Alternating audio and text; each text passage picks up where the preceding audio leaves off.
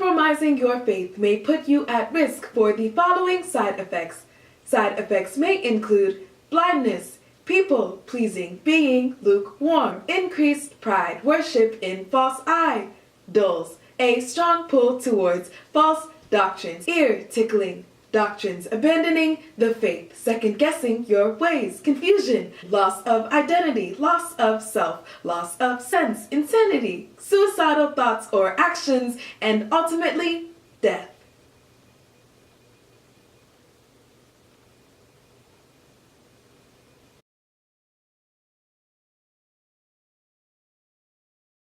Jesus came for the sick, not the healthy.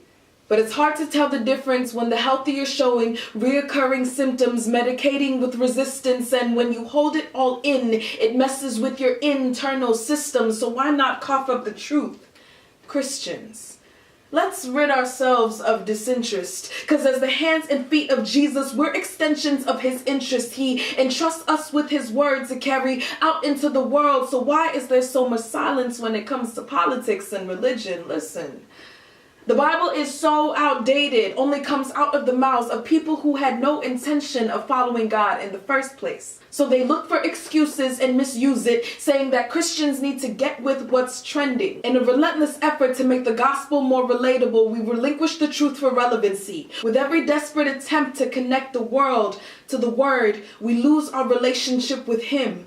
We sugarcoat his word with ice cream evangelism because people only seem to want sprinkles of Jesus.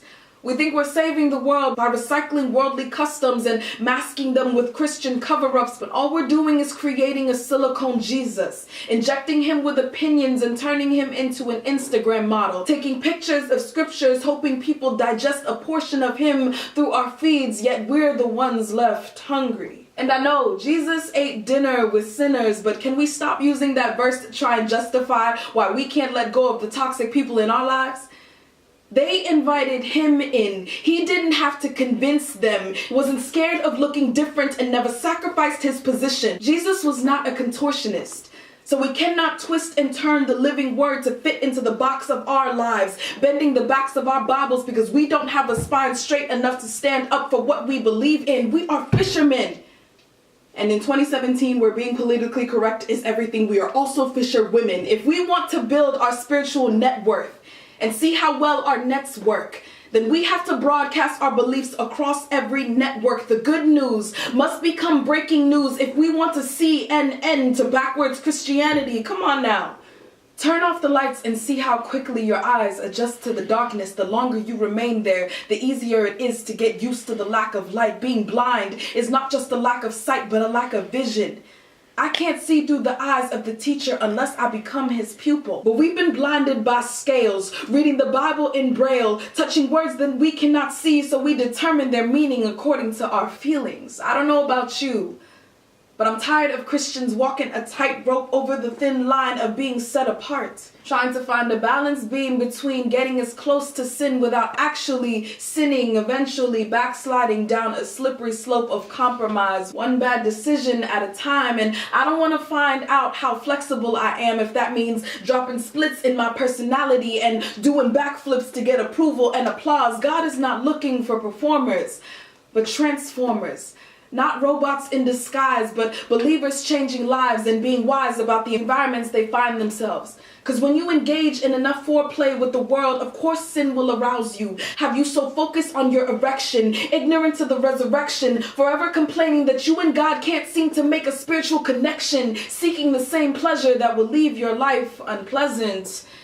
And no, this ain't no, well, at least I'm not doing that. Because if even just one part of your being fails to function properly, then the whole body suffers and must heal itself from the inside out. And I get it. I get it. There was a time when I was insecure about not being holy enough, and even now there are times when I'm insecure about being too holy. I mean, I don't like losing friends. I don't want to seem unapproachable, but I also don't want to be so focused on appealing to the lost that I myself become lost. So at the end of the day, you have to weigh your opportunity cost and decide if these side effects are worth the spiritual death. Because a friend of the world is an enemy of God, and it is not your job to bridge the gap when Jesus is the gap. People who don't believe want to see him in you, but that won't happen if you look like them.